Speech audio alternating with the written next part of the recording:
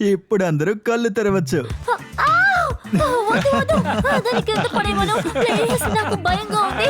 దాన్ని పారేయమని చెప్పు ప్లీజ్. ఒక రోకలి బండకు పోయి ఎంతలా భయపడుతున్నావా? ఇక ఎందుకుతో ఆపే.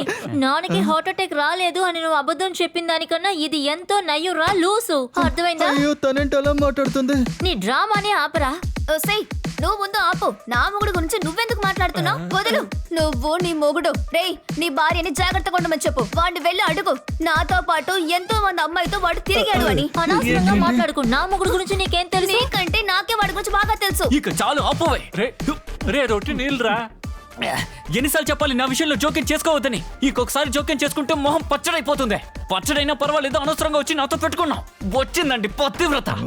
ఏయ్, ఎవరితోని పతివ్రత అంటున్నావు? నువ్వెందుకు దాన్ని పెళ్లి చేసుకున్నావు? పెళ్లి చేసుకుంటే నీకెందుకురా? నువ్వు పెళ్లి చేసుకున్నావే, తనెవరో తెలుసా? Toxic red